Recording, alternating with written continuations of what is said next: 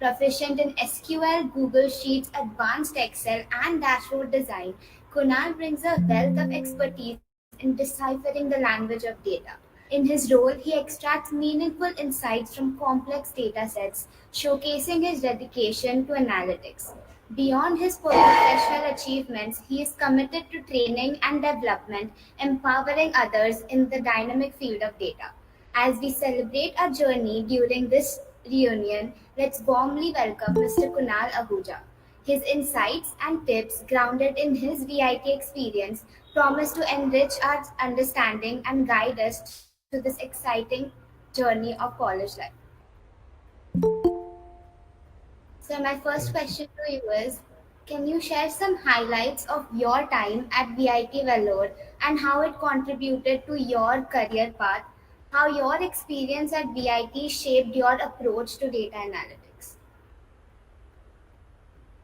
To be frank, I would say so. VIT was not the one who leaned me towards data analytics, uh, but there are skills that you gain. Like you people are in different clubs and chapters. You guys do a lot of event management stuff, right? So things like you guys inviting me, so you're managing this event right now.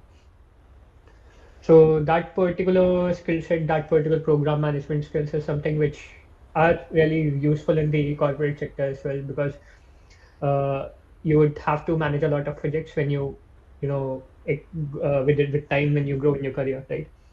So that's one skill which is obviously very useful, I would say. Um then I never really thought I would go into data analytics because when you're studying, you are not really that sure. So I started with what do you say, business development, and that was a completely different field. The placement that I got from VIT, but I did not really like it. So I, with time, I switched slowly into analytics. Apart from your experiences, what was your main inspiration behind pursuing a career in data analytics? My main thing was so it's more about what your specialty is, what you're specialized in. Okay, so when I was working, I basically started with sales and then went to CNH Industrial in India. Uh, so I had to use a lot of you can say analyze the business, right?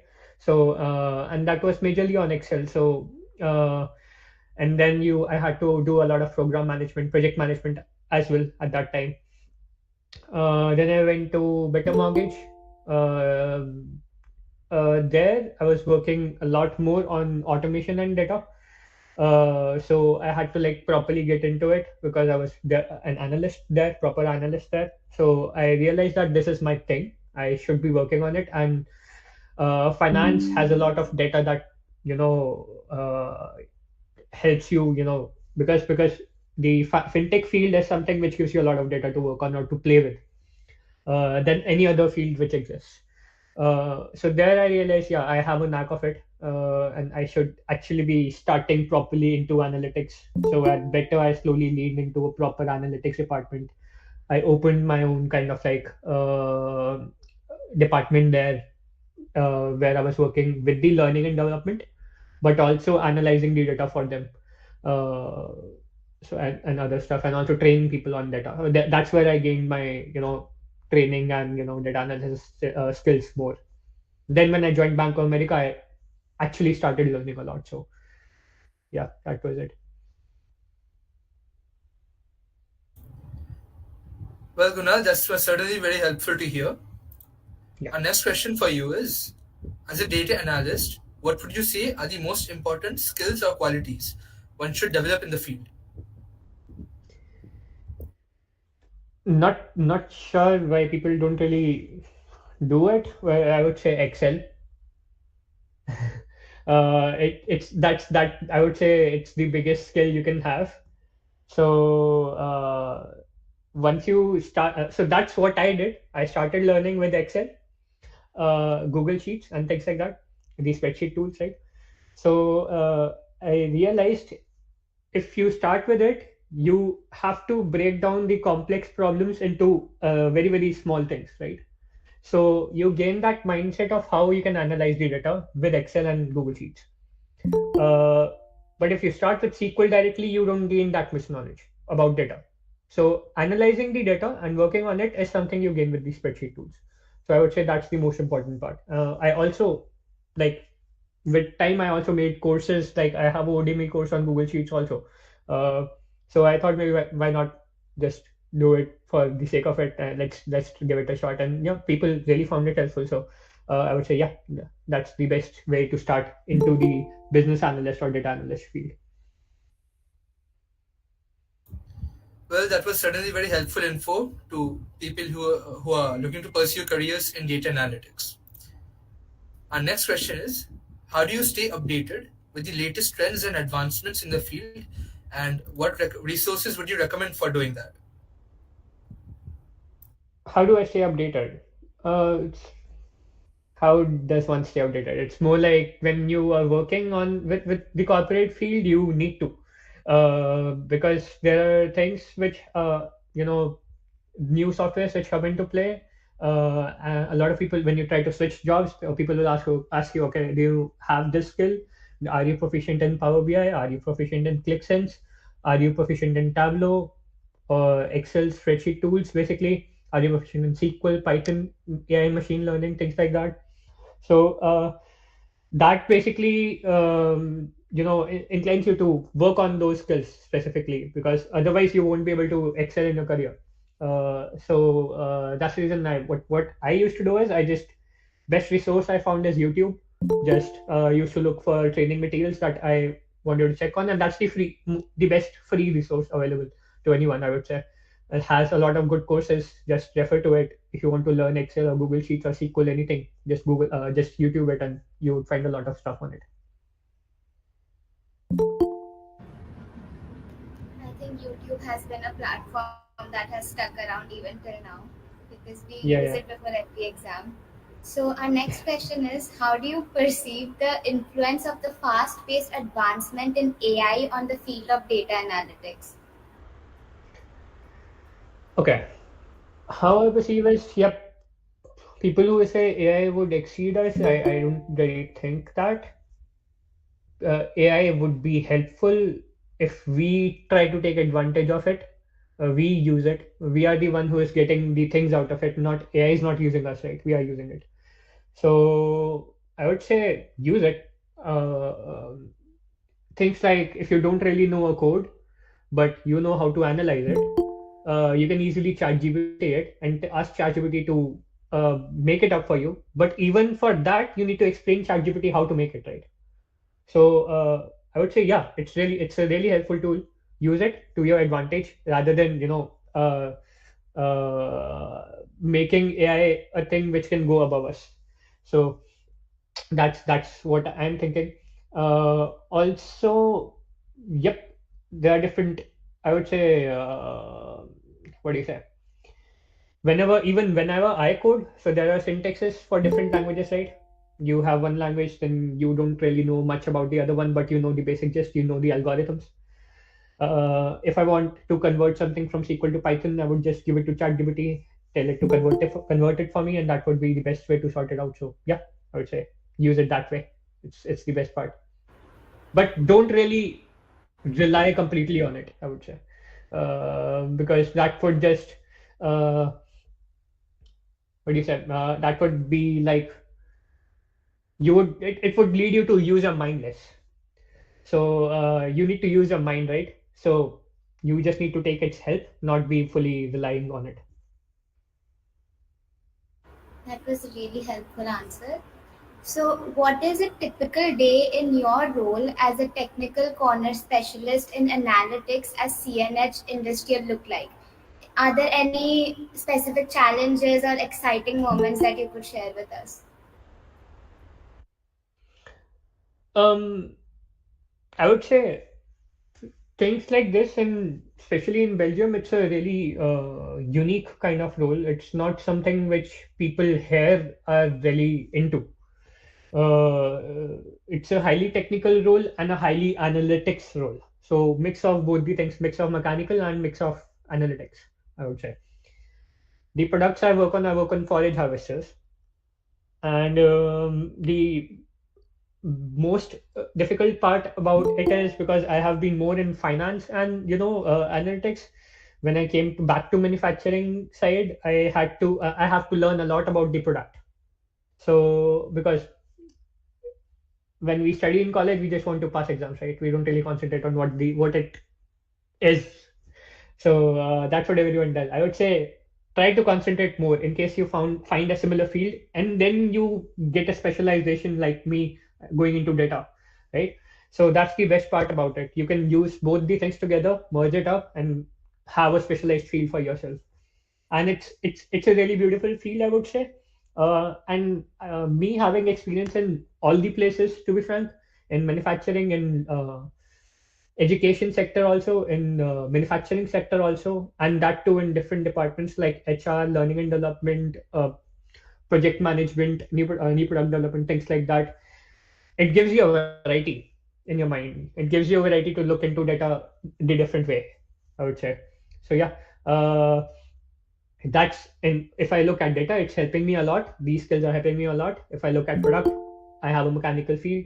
I have a mechanical background, which is also again helping me out. So yeah, I would say it's the challenges is the product, uh, but the exciting part is the data. That's there.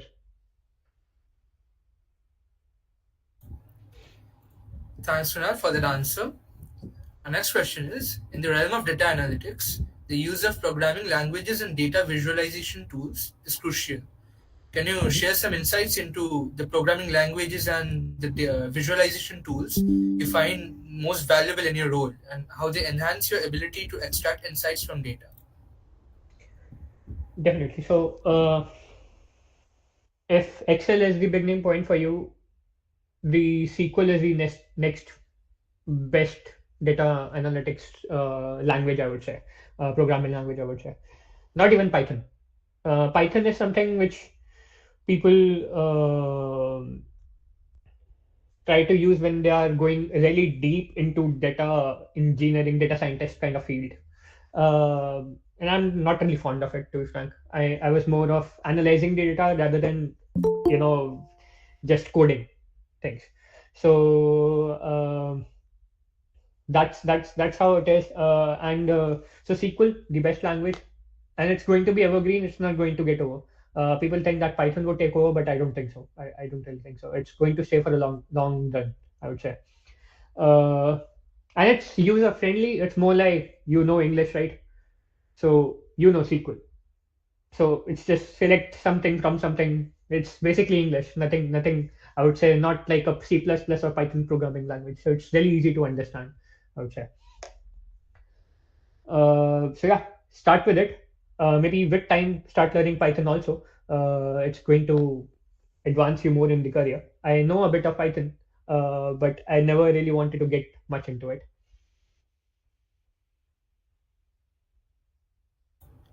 Well, that was really helpful since VIT is mostly comprised of CSE students. Yeah. Our next question is: given your dual role as a data analyst and a trainer, how do you balance the demands of analytics with your commitment to training and development? How do I balance? Okay. So the reason I started with training is because I myself wanted to learn more. Um, with time, when you start teaching people things which you the people basically ask you so many questions, and want to learn a lot of things, right? So the question those people ask me, I have to research on it. Even if I don't know it, I have to check it for them, learn more and then get back to them.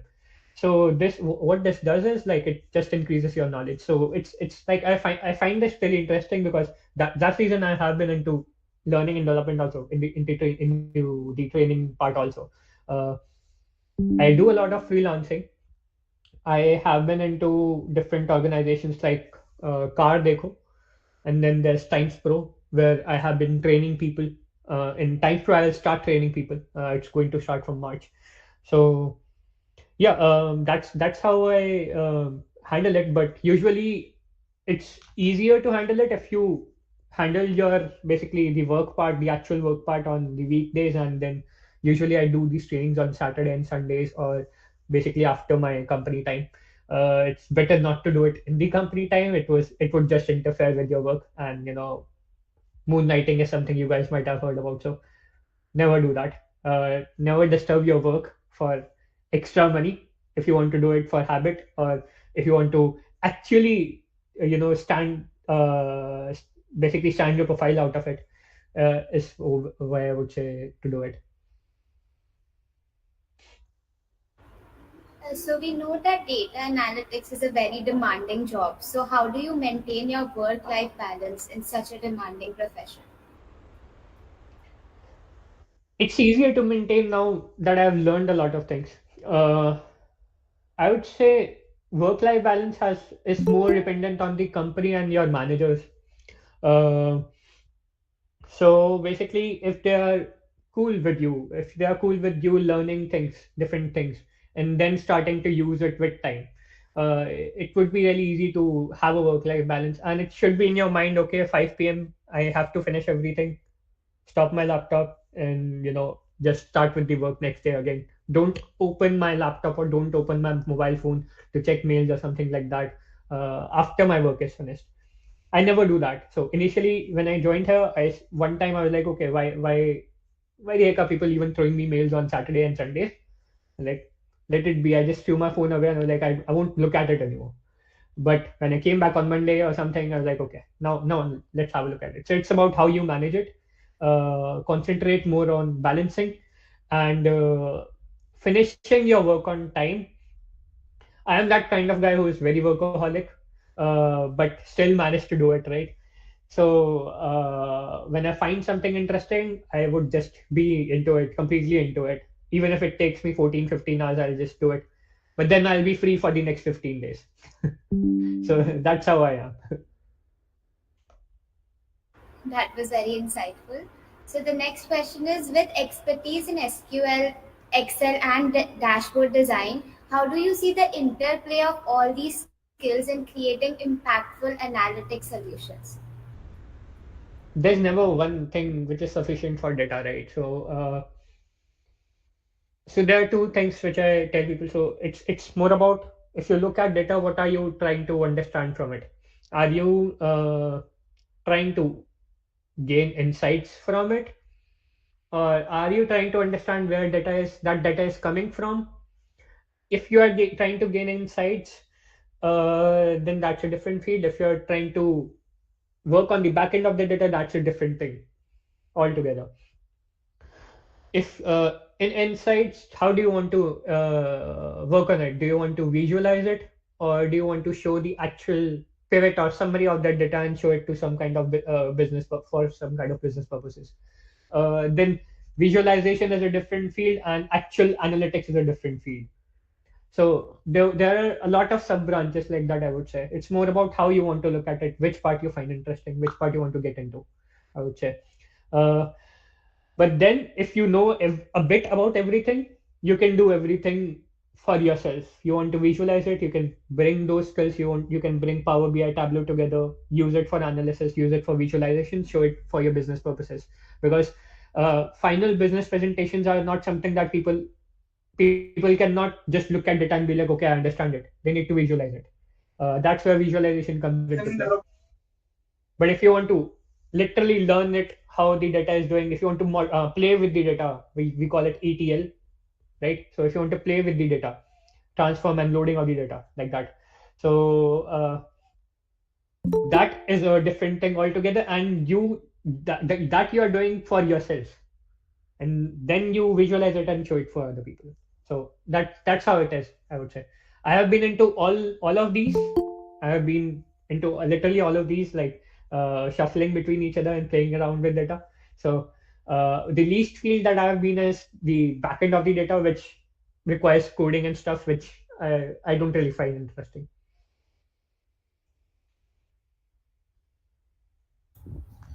Well, that was a very insightful answer. Our next question is, are there any personal lessons or insights that you've gained throughout your career journey as a data analyst that you'd like to share? Personal in what sense? Like Like any personal stories or insights that have helped you in your career or something? that has helped me. Okay. Um, a few things, yeah. Uh, when you move to a company, look for a good manager, I would say, because that guy is going to stay with you for a long time. And if he keeps bugging you, you won't be able to do anything. Uh, be curious to learn new things, I would say. So that's one learning for me because I have been a really curious guy. If I find something interesting, and just get into it, learn the heck out of it, I would say. And then, other than that, um, if you want to, the third point was this: maintain the balance in your life, the work-life balance. Do that. Uh, Not in the initial stages. With time, you would start getting it. Be a bit workaholic in the initial stages, I would say, because that's how you learn, that's how you grow. With time, when you know one software, you can easily switch to other one. It's not difficult to switch between SQL and Python, actually. It's easy. It's not difficult to switch between Power BI and Tableau, which are visualization softwares, or ClickSense. You learn one, you easily learn other things. It does not take that much time. Uh, when I came to this company in Belgium, there were completely two different softwares. They were using Azure Data Explorer and Databricks. I never really knew about them. Like, I obviously knew about them, but I didn't know how to use them. But they are ETL tools, and I have used the ETL tools before. It took me one day to learn them. That's how it is, and it's very easy. With time, it becomes easier to handle things, I would say. So concentrate more initially, learn a lot, then take it easy with time. Well, thank you, Kunal. That was a personal perspective is always helpful. Yeah, As we know, in today's world, networking and communications and contacts have become an integral part of building a career. So, how valuable have professional networks or communities been in your career growth as a data analyst? a lot, a lot. Uh, LinkedIn, I would say, use it, really nicely. I would say use it really well. If you don't, you won't have a good network. If you try to communicate with people around you, try to communicate really well. Try to be their friends, right? That really helps. I moved between organizations when I got so I have almost every time I have been really good with my managers. Uh, I have been a really good manager as well when I train people, when I was leading a team or things like that. Uh, so I would say even the people who are lesser in age than you, who have strong skills, be in touch with them. Even people who are bigger in age than you, who are your managers or equivalent, stay in touch with them. Uh, Reach out to people on LinkedIn, try to understand how they build their resumes, how they work it out. You would gain more insights from it. Uh, Even for jobs, don't wait for college, I would say. Don't wait for college to place you, right? So that's the best advice I can give, because not everyone would get placed. Not everything is going to be fine, right? So even if you get placed, it might not be something which you wanted. Look for your specific thing outside, on LinkedIn, on Naukri, on other things as well, because that's going to help you a lot. You won't know how to build your resume. You won't know how to do things if you just stay focused on doing things in your college. Uh, so yeah, do this networking. It's going to help you guys a lot. The earlier you start doing it, the longer it's going to be helpful for you in the later stages, I would say. I think college is helping us with that by giving us LinkedIn Premium for free. Oh, that's nice. Yeah, Yeah. but yeah. Okay, so now coming to the fun part, do you have any entertaining or crazy memories you'd like to share from your college experience? every part is entertaining. Like when you make friends there, it's every day it's entertaining, I would say. The best memory I had was the final farewell I had. Is the tank still there? SMV tank, is it there? Yeah. So just climbing on top of it on the day of farewell was the best memory. And other than that, everything is good. When I was leaving, people really, friends really crying for us. Okay, that guy is leaving. I was the first guy to actually get a job, get the jobs between our friends and leave the college and finish with my exams and stuff. So yeah, that's going to be a good memory as well. Basically a bittersweet kind of like memory. Yeah, these were it.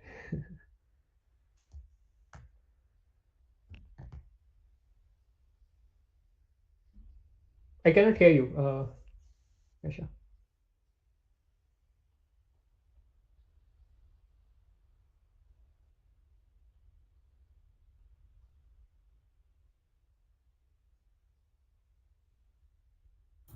Yeah, sure. Try rejoining.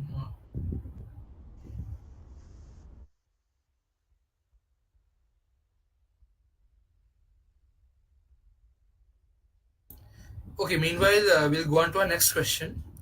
Mhm. Were you a part of clubs and chapters in VIT? How did the involvement in the clubs and chapters influence your overall college life and your personal development? I was. I was in Society of Automotive Engineers chapter, and I was actually the chairperson in it. So I we used to organize, what do you say, a lot of events, and it was the best interesting part. Yeah, like if you talk about memory, I forgot to tell you guys the chapter. SAEVIT was the best part. We had a lot of fun organizing different conferences, events. This is going to stay with you, and it helps you learn a lot. This event part that you guys are doing is going to stay there as a skill with you. It's going to stay there. Even the communication that you guys are doing is going to stay there as a skill with you. How you talk to people is how you learn it from these things.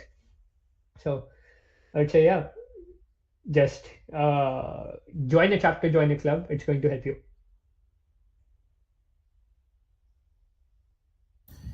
So yeah, all of us here are part of the Leo Club. We are also involved in other. Most of us are involved in other clubs and chapters also as well. All of us, like 60 people, are all of you Here, in Leo Leo? Club. Yeah, we are all a part of Leo Club, and Okay, yeah, okay. many people also That's take nice. other clubs and chapters also. Okay, okay. Yeah, that's actually good. Be more, don't join more than two. Yeah, it becomes too It's going to stressful. kill your life. Exactly. Yeah. So for the final question, we have, as we celebrate our journeys during this reunion, what advice would you like to give us in navigating through our professional paths starting from college?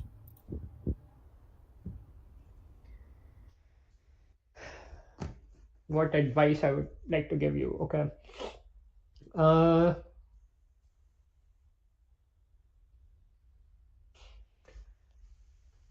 hmm.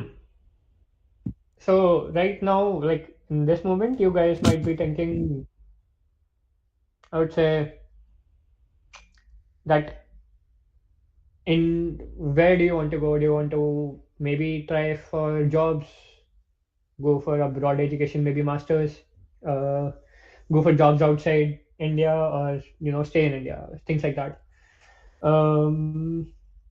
My advice here would be, if you want to learn something really well, go outside India. If you want to earn money, stay in India. Um, and now India would, I would say, is basically leading in a lot of things. When I came here, I realized it. Even now, I know, I have understood it, that India is going to excel a lot in things which European or American countries are not going to, I would say. Uh,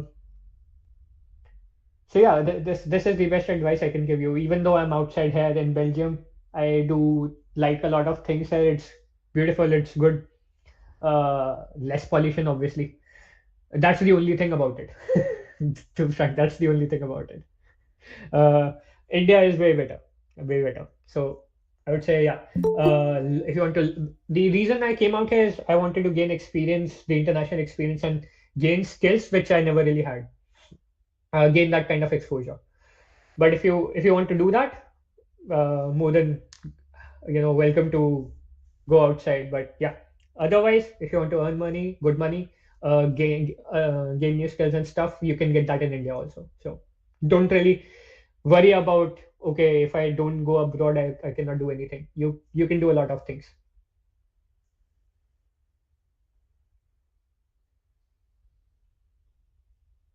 Can you guys hear me?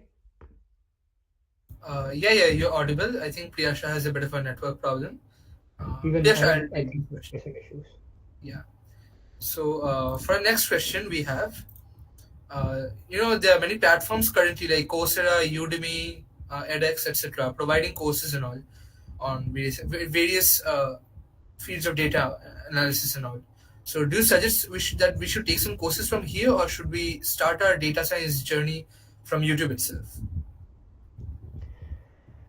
Huh. I would say I bring a bit of bias here because I myself have a course on Udemy. So, uh, but I will say start with YouTube. Actually, start with YouTube. Gain some understanding because YouTube can help you understand if you actually want to learn it or not. Right? If you're trying to understand something, prefer like start with YouTube. Otherwise, if you are really sure you want to actually learn the software or things really well, then go into Udemy or Coursera. Uh, but I would say concentrate both ways. Concentrate both ways. If you want to get a professional experience, professional certification, go with Udemy or Coursera. Otherwise, you can learn a lot from YouTube itself. Because a lot of organizations want you to have some kind of certification. Otherwise, they won't really believe you can work or not. And as a fresher, I would say it's really important to have it. With time, if you when you already use those software things in your corporate degree or I would say certifications don't really matter. Skills matter uh, when you are experienced. But initially, you need to have certifications. Okay, well, that certainly provides a helpful perspective. So, with that question, we end our interactive session here. So, on behalf of VIT Leo Club, I extend a heartfelt gratitude for your valuable presence during this interactive session. Your insightful words and valuable perspectives have truly enriched our event. Your willingness to share your expertise has not only inspired us, but also broadened our horizons. We are deeply honored by your presence and the time that you have dedicated to be with us today. Thank you, sir, for being a source of inspiration and for enriching our college community with your wisdom. Thank you so much. Thank you for having me here. And yeah, do well in your career, guys. All the best. Thank you, Kunal. Thank you. Bye. Bye, Kunal. Have a good night. Okay.